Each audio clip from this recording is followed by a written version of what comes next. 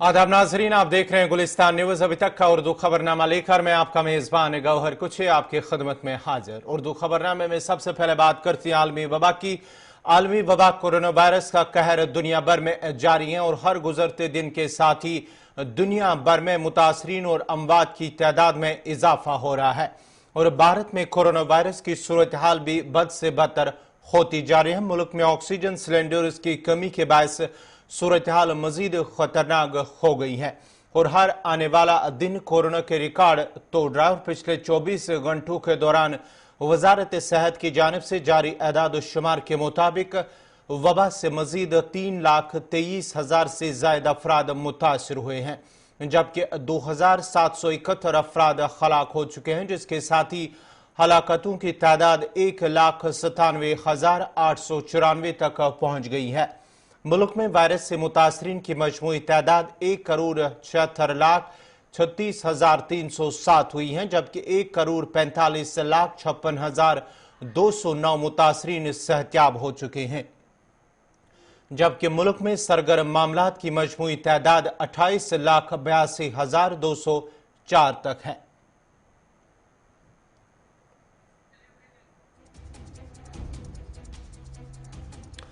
इधर ऑस्ट्रेलिया से एक और बड़ी खबर आ रही है कि ऑस्ट्रेलिया के वजीर-ए-आज़म स्कॉट मॉरिसन ने एक अहम ऐलान करते हुए कहा है कि भारतीय परवाजों को ऑस्ट्रेलिया दाखिल होने पर उन्होंने पाबंदी आयद कर दी है। 15 मई तक पाबंदी आयद रहेगी। मुल्क में कोरोना वायरस के उछाल को केसेस के उछाल को देखते हुए इस तरह का फैसला लिया गया है ऑस्ट्रेलिया वजीर-ए-आज़म स्कॉट मॉरिसन की जानिब से। एक बार फिर आपको बताते चले कि ऑस्ट्रेलिया की जानिब से भारतीय प्रवासों को ऑस्ट्रेलिया में दाखिल होने पर पाबंदी आयद कर दी गई। इससे पहले भी न्यूजीलैंड की जानिब से पाबंदी आयद कर दी गई थी। अब ऑस्ट्रेलिया की जानिब से भारतीय प्रवासों को ऑस्ट्रेलिया के अंदर दाखिल होने तक 15 मई तक पाबंदी आयद कर दी गई है। ये पाबंदी मुल्क में जिस तरह से 3.5 लाख के केसेस लगातार पिछले 6 रोज से लगातार आ रहे हैं, उसको मद्देनजर रखते हुए ऑस्ट्रेलिया की जानिब से लिया गया है। कई ऐसे ममालिक हैं जिनकी जानिब से जो है पाबंदियां भी आयद की गई है। इससे पहले न्यूजीलैंड की जानिब से पाबंदी आयद की गई हैं और अब ऑस्ट्रेलिया की जानिब से पाबंदी आयद कर दी गई है। ऑस्ट्रेलिया की सरकार की जानिब से एक बड़ा ऐलान, जहां ऑस्ट्रेलिया के वजीर-ए-आज़म स्कॉट मॉरिसन की जानिब से ये पाबंदी आयद की गई है। भारतीय परवाजों को ऑस्ट्रेलिया के अंदर दाखिल होने पर पाबंदी आयद की गई है और 15 मई तक ये पाबंदी आयद रहेगी।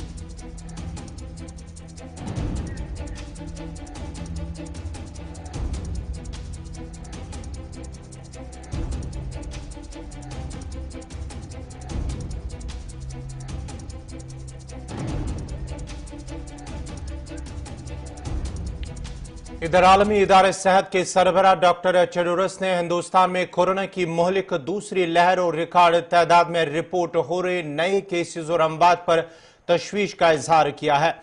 उन्होंने कहा कि तंजीम बहरान को दूर करने में हर मुमकिन इमदाद फराम कर रही है। उन्होंने कहा कि हिंदुस्तान में कोरोना वायरस से पैदा होने वाली सूरत हाल इंतहाई दिलखराश है। Globally, the COVID-19 pandemic continues to intensify. Cases have now increased for the 9th straight week, and deaths have increased for the 6th straight week.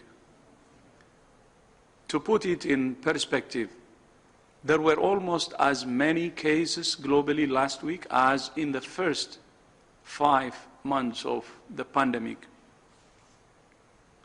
It's pleasing to see small declines in cases and deaths in several regions, but many countries are still experiencing intense transmission, and the situation in India is beyond heartbreaking.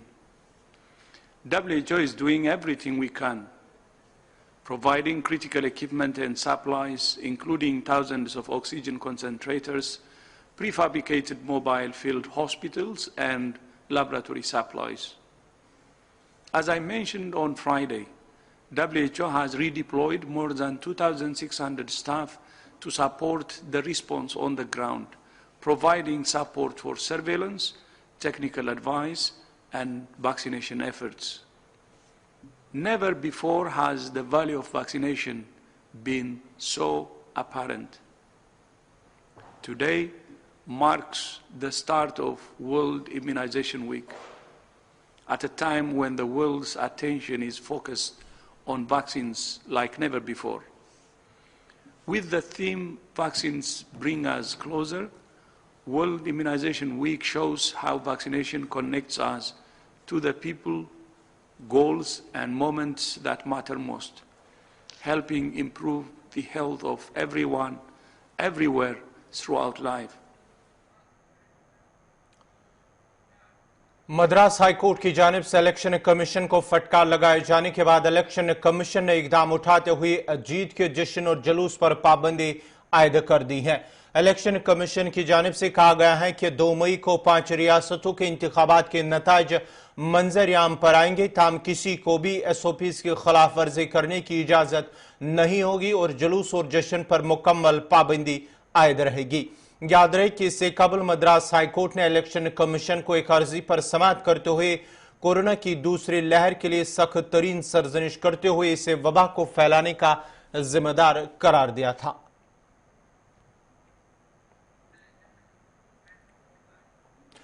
वादी कश्मीर में फिर से जहनी तौर पर लोग मुतासिर होने लगे हैं और मुआलिजीन का कहना है कि कोरोना वायरस से सिर्फ फेफड़े मुतासिर नहीं होते बल्कि दिलो दिमाग भी मुतासिर हो जाता है।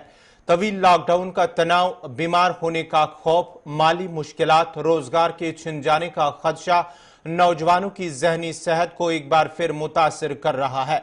मुआलिजीन के मुताबिक वादी में पहले से ही लोगों में जहनी तनाव काफी ज्यादा है और अगर सूरत हाल यही रही तो हालात तशवीशनाक बन सकते हैं। मुआलिजीन का मजीद कहना है कि वादी में हर उम्र के अफराद पहले से ही हालात की वजह से डिप्रेशन में मुब्तला है और अभी पहले लॉकडाउन से बाहर नहीं आए कि कोरोना की दूसरी लहर ने उनको मजीद परेशानी में मुब्तला कर दिया है। मजदूर और रोजी रोटी कमाने वाले तशवीश में मुब्तला है कि अगर सूरत हाल मजीद खराब हुई तो वो 2 वक्त की रोटी कैसे कमा सकते हैं। मुआलिजीन का कहना है कि वादी के नौजवान पिछले 1.5 साल से शदीद परेशानी में मुब्तला है और कोरोना का ये झटका उनके लिए बर्दाश्त करना अब काफी मुश्किल हो सकता है।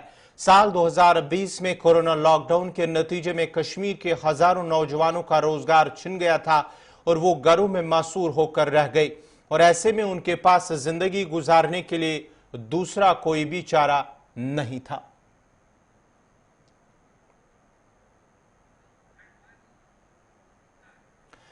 वादी में कोरोना की मौजूदा सूरत हाल पर जिला तरक्याती कमिश्नर एजाज असद ने श्रीनगर में ऑक्सीजन की किल्लत की खबरों की तरदीद करते हुए कहा कि बड़े सरकारी अस्पतालों में वाफिर मिकदार में ऑक्सीजन मौजूद है। उनके बकौल इंतजामिया हालात के पेश नजर मजीद ऑक्सीजन प्लांट्स कायम कर अस्पतालों में ऑक्सीजन की सलाहियत में इजाफा कर रहे हैं। ताम फिलहाल ऑक्सीजन मालिकान को सिर्फ मेडिकल सप्लाई की ही इजाजत दी गई है। खुद अभी SMHS से ही आ रहा हूँ विजिट करके और मैं ऑक्सीजन की जो वहाँ फैसिलिटी है पूरी देख कर आया हूँ। अभी जो है देखिए, खबर को सनसनीखेज बनाना भी एक कलाकारी है, ठीक है। आप मामूली बात को भी अगर बहुत ज़्यादा बढ़ा चढ़ा कर पेश कर रहे हैं तो सनसनीखेज तरीके से, तो उससे एक अवाम में तशवीश वो पैदा हो जाती है। ऐसे पेंडेमिक के दौरान देखिए सब्र और तहम्मुल से काम लेना बड़ा ज़रूरी है, लेकिन सतर्क रह के, बहुत ही अलर्ट रहकर सिचुएशन को वॉच करते हुए मैं SMHS से ही आ रहा हूँ। उसके बाद CD हॉस्पिटल भी मैंने देखा है, ऑक्सीजन की कोई कमी नहीं है वहाँ आज की डेट में। और मैं ये भी नहीं दावा कर रहा कि हम कंप्लेसेंट है और हम बैठे हैं, हम बल्कि इस ऑक्सीजन की जो अवेलेबल कैपेसिटी है उससे बढ़ा रहे हैं, मजीद बढ़ा रहे हैं। अगले 3 दिन के अंदर अंदर SMHS में मजीद 1000 लीटर्स पर मिनट की कैपेसिटी फिर ऐड हो जाएगी। और उसके साथ साथ जो कश्मीर नर्सिंग होम है वहाँ 1000 LPM अगले 5 दिन के अंदर अंदर ऐड हो जाएगा। इसके साथ साथ जो CD हॉस्पिटल है वहाँ भी एक बहुत बड़ा प्लांट है, 1500 LPM का है जो प्लांट, वो भी अगले 2 हफ्ते के अंदर तैयार हो जाएगा। तो मजीद भी जो हमारी हेल्थ फैसिलिटीज है वहाँ ऑक्सीजन हम तकरीबन 3500 LPM जो है मजीद ऑक्सीजन की ऑक्सीजन जनरेशन जो कैपेसिटी है वो ऐड कर रहे हैं। इसके साथ साथ यहाँ पर 5 मुख्तलिफ गैस एजेंसीज भी हैं जो रिफिलिंग का काम कर रही हैं श्रीनगर में। तो इस तरीके से जो बल्क सिलेंडर्स हैं या मीडियम सिलेंडर्स हैं उनमें रिफिलिंग की भी जो फैसिलिटी है वो अवेलेबल है। तो हम इस पूरी सिचुएशन को वॉच कर रहे हैं और मजीद जो ऑक्सीजन कैपेसिटी बढ़ानी है उसका काम भी गवर्नमेंट ने लगाया हुआ है, हम जल्दी कंप्लीट कर लेंगे इसको। हमने फैसला टाइम पर लिया, वक्त पर लिया, तभी हमें आज उसका फायदा पहुंचने वाला है कि हमारे जो ऑगमेंटेशन है ऑक्सीजन जनरेशन प्लांट्स की, वो सारे जो हमारे हेल्थ इंस्टीट्यूशंस हैं सभी जगह होने जा रही है और काम नियर कंप्लीशन है। तो सरकार का वक्त बिल्कुल अहम वक्त का फैसला था जिसको इम्प्लीमेंट कर रहे हैं हम, और इसी वजह से जो ऑक्सीजन कैपेसिटी है वो भी ऑगमेंट हो रही है। दीगर जो इसमें क्या करने की जरूरत है, ये बात भी मैं बता दूं आपको कि पेंडेमिक फैक्ट्रीज जो हैं, जो गैस एजेंसीज हैं, जो उसमें इंस्ट्रक्शंस बड़ी क्लियर हैं कि जो इंडस्ट्रियल ऑक्सीजन, इंडस्ट्रीज को जो ऑक्सीजन सप्लाई है वो जो सरकार ने जिन जिन सेक्टर्स को एग्जाम्प्ट किया उसको छोड़कर बाकी कहीं पर कमर्शियलाइज को नहीं किया जाएगा। It will be preserve for the medical purposes.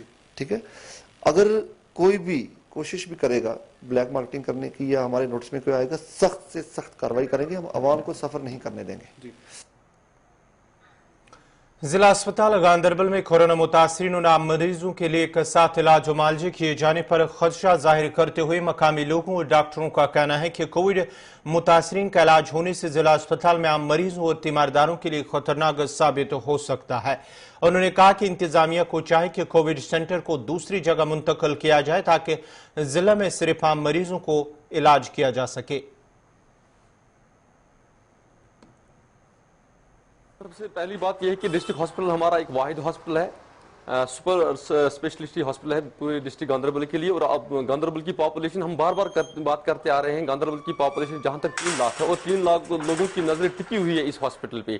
तो आज अगर ये फैसला लिया गया है, यानी हमारी सुनने में भी यह है कि ये जो हॉस्पिटल आज डिस्ट्रिक्ट हॉस्पिटल है इसको ये कन्वर्ट करने जा रहे हैं मिक्स में। यानी मिक्स का मतलब यानी ये यहाँ पे कोविड भी रखेंगे, कोविड सेंटर भी रखेंगे और बाकी लोगों का भी इलाज व मामला होगा। मेरे ख्याल से ये ठीक नहीं रहेगा। देखिए, कोविड के साथ साथ और भी बीमारियां, और भी लोग बहुत सारी बीमारी में जूझ रहे हैं, बीमारी में पड़े हुए हैं, तो लोगों को जाना पड़ता है हॉस्पिटल की ओर रुख करना पड़ता है। तो इलाज व मामले के लिए इस हॉस्पिटल में हमें रुख करना है, क्योंकि वहां पे हमारे डॉक्टर साहिबान है। अगर यहाँ पे रखा गया कि इसको मिक्स में चलाया गया, कोविड भी वहीं पे रखा गया, तो इलाज भी किया गया, मेरे ख्याल से ये एक नाकाबिल मंजूर फैसला है। ये फैसला जो है इसको रिव्यू करना चाहिए और जल्द जल्द कोविड सेंटर जो है किसी और जगह मुंतकिल करना चाहिए, क्योंकि एवेन्यूज हमारे पास बहुत सारी जगह है, जगह हमारे साथ बहुत है हमारे पास है, तो वहां पे ये शिफ्ट कर सकते हैं कोविड सेंटर। काजीगुंड में सड़क के एक हादसे में एक ट्रैफिक एहलकार जाम बाग हुआ है। जराये का कहना है कि आज सुबह काजीगुंड में चुमुला क्रॉसिंग के नजदीक एक तेज रफ्तार ट्रक ने ड्यूटी पर तैनात एक ट्रैफिक एहलकार को जोरदार टक्कर मार दी, जिसके नतीजे में वो शदीद जख्मी हो गए। नाजुक हालत में अगरचे उन्हें नजदीकी अस्पताल ले जाया गया, ताहम डॉक्टरों ने उन्हें मुर्दा करार दिया है। ताहम पुलिस ने ट्रक ड्राइवर को मौके पर ही गिरफ्तार करते हुए ट्रक को भी अपनी तहवील में ले लिया है। जांबा के ट्रैफिक एहलकार की शिनाख्त बारामूला के रहने वाले अब्दुल मजीद तांत्रे के तौर पर हुई है। इधर बानिहाल से एक और बड़ी खबर आ रही है कि एक फौजी एहलकार ने बानिहाल में खुदकुशी कर दी है। एक फौजी एहलकार ने जिला रामबन के बानिहाल इलाके में मुबैना तौर पर खुद को सर्विस राइफल से गोली मारकर जिंदगी का खात्मा कर दिया है। मालूक फौजी एहलकार की शिनाख्त 28 साल आसपांग मालदर जो कि कर्नाटक के रहने वाले हैं और ये आज सुबह ही बानिहाल के आर सेंटर कैंप जो फौजी कैंप है वहां पर ये वाकया पेश आया है। एक फौजी एहलकार ने अपनी ही सर्विस राइफल से गोली चलाकर अपनी जिंदगी का खात्मा किया है। ये वाकया बानिहाल के अंदर एक फौजी कैंप के अंदर वाकया आया है, जहां पर एक फौजी एहलकार जो कर्नाटक के रहने वाले हैं वहां पर उन्होंने अपनी जिंदगी का खात्मा किया है। सियाचिन में बर्फानी तूदे गिरने से 2 फौजी जवान जाम बाग हो गए हैं। यह वाक़ा सब सेक्टर हनफी पे पेश आया है। फौजी जराये के मुताबिक दोनों फौजियों को शाम 7 बजे बचाया जा सका था, ताहम जख्मों की ताब न लाते हुए चल बसे। तफसीलात के मुताबिक बर्फानी तूदे की जद में आए दीगर फौजी और पोटोर जो इलाके में मौजूद थे मुस्तहकम और खतरे से बाहर है। कराक्रम रेंज में 20,000 फुट की बुलंदी पर सियाचिन ग्लेशियर दुनिया का सबसे ऊंचा अस्करी जोन के तौर पर जाना जाता है, जहां फौजियों को जबरदस्त सर्दी, बेरहम मौसम और तेज हवाओं का मुकाबला करना पड़ता है। बर्फानी तूदे और लैंडस्लाइडिंग आम है और दर्जा हरारत -60 डिग्री सेंटीग्रेड तक गिर सकता है। ज़राए का कहना है कि बर्फानी तूदे की जद में आए दीगर फौजी और पोटोर जो इलाके में मौजूद थे महफूज हैं और खतरे से बाहर है।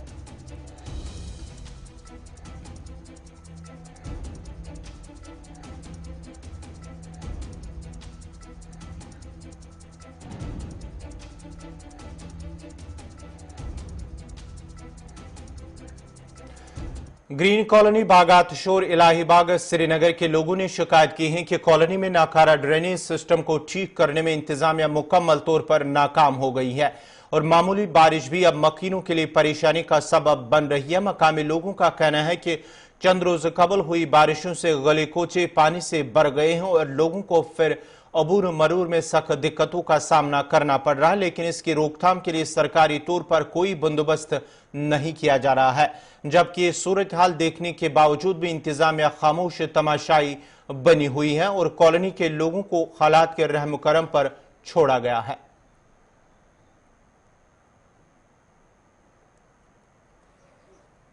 ग्रीन लाइन बागात शूरा पे जनाब मसल ये ड्रेन यह लकट मकट ड्रेन अख सारे जुकरी पे जुकुर गुलाबाग बे यह हमदानिया कॉलोनी मलबाग उमर कॉलोनी ए उमर कॉलोनी बी अलमदर कॉलोनी ए अलमदर कॉलोनी बी सारे ड्रेन बे साइड फिर यपर गसान तप सन कह लक्च ड्रेन मज अमुक वजह ये 20 वरियो पे अ मुसीबत वुचमुत जहन न आब कतर खोतमुत आज गसान रूद गई 5 दह पिमतिस वन हमा घर अंदर कमरन मज चूल्हा 2000 ये सारी फटित गई थक वन चीफ इंजीनियरस तान कमिश्नरस तान तमाम तान एस तान मगर कह मेहर तान कहें चीज अना कल वन एस्टिमेट बनोमुत वन रोपे वन हुपर वन यपर जई कर बड़ बड़ वाद मगर अपुज सोरे तमी तुलो सोरे फितन होरक योरक तमाम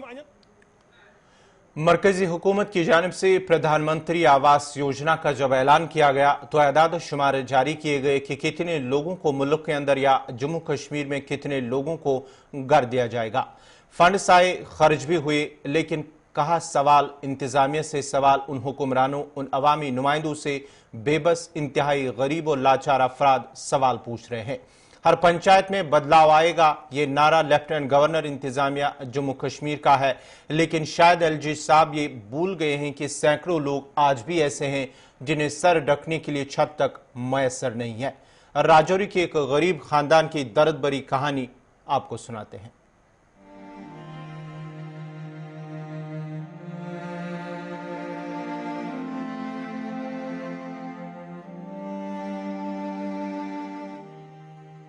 कहते हैं रोटी, कपड़ा और मकान जिस भी इंसान के पास होता है वो सुखी होता है, और बड़े बुजुर्गों की तरफ से ये भी कहा जाता है कि अगर सर पर छत है तो सब कुछ है।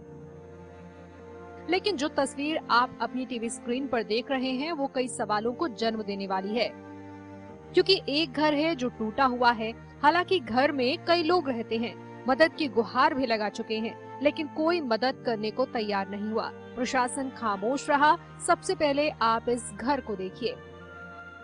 मरकजी सरकार की तरफ से गरीब आवाम के लिए कई स्कीमों के ऐलान जरूर किए जाते हैं, मगर वो जमीनी सतह पर दूर दूर तक कहीं नजर नहीं आती। हालांकि कई इलाके ऐसे हैं जहां स्कीम को जरूर चलाया होगा, मगर जहां जरूरतमंद लोग हैं उन तक ये स्कीम बहुत मुश्किल से पहुंचती है या तो पहुंचती नहीं है। उसकी मिसाल हम आपको देते हैं राजौरी से सिर्फ 2 किलोमीटर बाहर दसल इलाके की, जहाँ इस घर के अंदर मैं खड़ा हूँ। आप इस घर की हालत देख सकते हैं, जिसका छत नहीं है और इसकी घर के अंदर 8 लोग रहते हैं, जिसमें 2 लड़कियां भी शामिल हैं जो एक 10वीं जमात की और एक 12वीं जमात की स्टूडेंट भी है। इनके वालिद हैं, इनके भाई हैं जो रहते हैं। इस घर की हालत मैं आपको दिखा सकता हूं, मगर सरकार की तरफ से क्या इनको सहूलियत देगी वो भी आपको बताऊंगा, क्योंकि इनके घर के बाहर के भी हालत मैं आपको दिखाऊंगा। घर कब गिर जाए इनके ऊपर ये भी कहना गलत नहीं होगा, क्योंकि घर पूरी तरह ऑलमोस्ट अब गिर चुका है। सिर्फ इन लकड़ियों के सहारे इसकी छत को बचाया गया है और सरकार की तरफ से इनको कोई सहूलियत नहीं दी। हालात तो यही है, लेकिन कोई सरकार का नुमाइंदा इस परिवार की मदद करने को तैयार नहीं। यूँ तो कहने को प्रधानमंत्री आवास योजना भी है, लेकिन इस परिवार को आज तक कुछ लाभ नहीं मिला। हाँ, परिवार ने गुहार भी सरकार से कई बार लगाई, लेकिन आश्वासन के अलावा अभी तक इस परिवार को कुछ हाथ नहीं लगा। और मिलता भी क्यों? क्योंकि सरकारें करती कुछ और हैं, कहती कुछ और हैं। फिलहाल आप परिवार की व्यथा सुनिए। नहीं, हमें कभी मतलब ऐसा नहीं हुआ, क्योंकि हमें सिर्फ बोला गया कि आप हमें वोट दो, हम आपकी मतलब जो जरूरत है वो हम पूरी करेंगे। हमारे घर में तभी आते हैं जब लोगों को वोट की जरूरत होती है, उससे पहले वो कभी नहीं आते हैं। उन लोगों को ये देते हैं जिन लोगों को अभी मतलब इन सब पैसों की जरूरत नहीं होती है। जिनको सबसे जरूरत है उनको ये कभी नहीं देते। मैं चाहती हूँ किसी भी गरीब को दे, जिसको सबसे ज्यादा जरूरत है, जिसको गिराने के लिए घर नहीं है, फैमिली है, उसको दिया जाए। बाकी जिनके पास अभी हैं उनको चाहे दो या ना दो, वो नहीं, जिनको देना है उनको ये कभी देते ही नहीं है। हमारे यहाँ दरअसल के जो सरपंच हैं वो भी सिर्फ ऐसे ही बोलते हैं। यहाँ कोई किसी की सुनता नहीं है, जो पैसा आता है खुद खा लेते हैं, किसी की कोई यहाँ पे नहीं सुनी जाती है, सब अपनी अपनी ही करते हैं। हम अभी 8-10 लोग रहते हैं, हमें बहुत सारी मुश्किलें आती हैं। हमें अपने मतलब रहने के लिए भी इतनी वो कोई जगह नहीं है, हम पढ़ती हैं और हमारे माँ बाप भी इतने अमीर तो है नहीं है, गरीब हैं। और हमारे भाई भी ऐसे दिहाड़ी लगाते हैं, वही रात को हम खाते हैं। हमारे पास कोई जॉब कोई कुछ नहीं है। हम दोनों बहनें पढ़ रही हैं, अभी एक बड़ी सिस्टर उनकी शादी हो गई है। अभी हम सब बहनें दो हैं जो अभी हम पढ़ रही हैं। सवाल उठ रहे हैं लेकिन प्रशासन खामोश है। ये तस्वीर कोई नई नहीं है, ऐसी तस्वीर हम आपको अक्सर दिखाते रहते हैं। लेकिन अब आप इस परिवार की बुजुर्ग महिला को सुनिए, जो रो रो कर बता रही हैं कि बारिश आती है तो कैसे गुजारा होता है। सरकार से गुहार लगाई गई लेकिन सुनी नहीं गई। इस परिवार को उम्मीद तो कई है। इस टूटे फूटे घर में इस महिला की जिंदगी तो निकल गई, लेकिन जो बच्चे अभी पढ़ रहे हैं, आगे बढ़ना चाहते हैं, उनको ये हालात ना देखने पड़े। के साथ साथ मैं इसके बाहर का मंजर भी आपको दिखाना चाहूंगा और इस घर की लोगों से और से बात करूंगा। मां जी के ना तुसा दा क्या ना तुसा दा मकान नहीं आल कदे किसी ने कोई पूछा इस पर? कोई नहीं पूछा, कुछ नहीं पूछा। दो बारी में फर्म पर कोई नहीं आखना गए इसने भी कोई कारोबार करा। बच्चे नहीं कहते त्यार लगनी है, को लगनी नहीं। मैं क्या करा, ये तो पैसा तो मैं लाई जरा कुड़ी मारी है जाली है, ये देख लो। मैं क्या कर सकनी है अब? जिले सरपंच सोना इतना या कुछ दो बारी नहीं जिताया। 80 वोट पाओ जी, 80 वोट पाओ। मैं सुधा किया फिंडू आख्या मैं सरपंच कुछ करो।